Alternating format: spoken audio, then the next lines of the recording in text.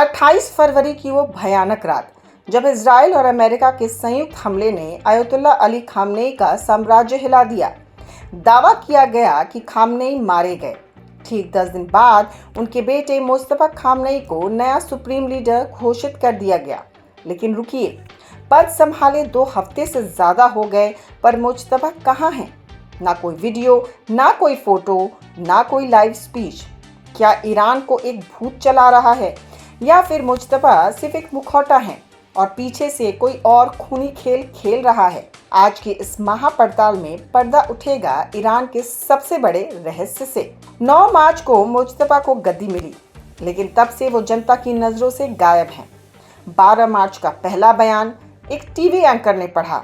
20 मार्च का नवरोज संदेश, वो भी लिखित था। अमेरिका और इजराइल की खुफिया रिपोर्टों ने एक बम फोड़ा है।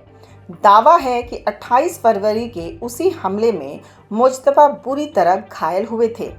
कुछ रिपोर्ट्स तो यहाँ तक कह रही हैं कि वो कोमा में हैं। एक्सपर्ट्स का कहना है कि उनकी हालत इतनी नाजुक है कि वो एक छोटा सा वीडियो संदेश तक रिकॉर्ड नहीं कर सकते। अगर वो सामने आए तो दुनिया उनकी कमजोरी देख लेगी और इसीलिए उन्हें छुपा कर रखा गया है। अब सबसे बड़ा सवाल, अगर सुप्रीम लीडर अस्पताल में है तो देश कौन चला रहा है? जेरूसलम पोस्ट और खुफिया सूत्रों का दावा है कि ईरान की असली लगाम अब IRGC यानी रिवोल्यूशनरी गार्ड कॉर्प्स के हाथ में है।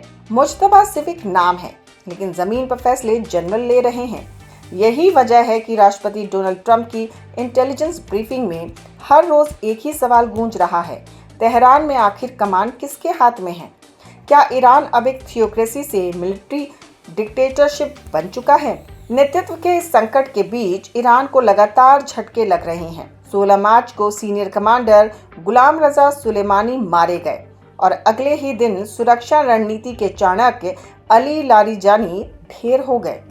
ईरान अब अपने शीर्ष दिमागों को खो रहा है, लेकिन फिर भी उसने स्ट्रेट ऑफ हॉर्मुज को बंद कर दिया। दुनिया का 20% तेल रोक रखा है। विदेश मंत्री अब्बास अरगची कहते हैं, सिस्टम नहीं रुकता, चाहे लीडर शहीदी क्यों ना हो जाए। क्या यह ईरान की ताकत है या डूबने से पहले की आखिरी छटपटाहट? एक तरफ देश जंग की आग में जल रहा है, दूसरी तरफ मुस्तफा खामनेई की अथाह संपत्ति पर भी सवाल उठ रहे हैं। दुबई से लेकर यूरोप तक फैली अरबों की प्रॉपर्टी और तो और उनकी निजी जिंदगी के विवाद, बाप बनने के लिए बरसों का इलाज और उनकी कमजोर सेहत अब दुनिया के सामने आ रहे हैं। क्या एक ऐसा इंसान जिसकी अपनी जिंदगी रहस्यों से भरी है, इस वक्त ईरान को महाविनाश से बचा पाएगा? मुस्तफा खामनेई का गायब रहना सिर्फ एक व्यक्ति का मुद्दा नहीं है, ये पूरी दुनिया के लिए एक टाइम बम है। अगर वो सामने नहीं आते तो ईरान में गृह युद्ध या पूरी तरह मिलिट्री राज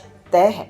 आपको क्या लगता है, क्या मुस्तफा सच में कोमा में है या ये ईरान की कोई बहुत बड़ी चाल है?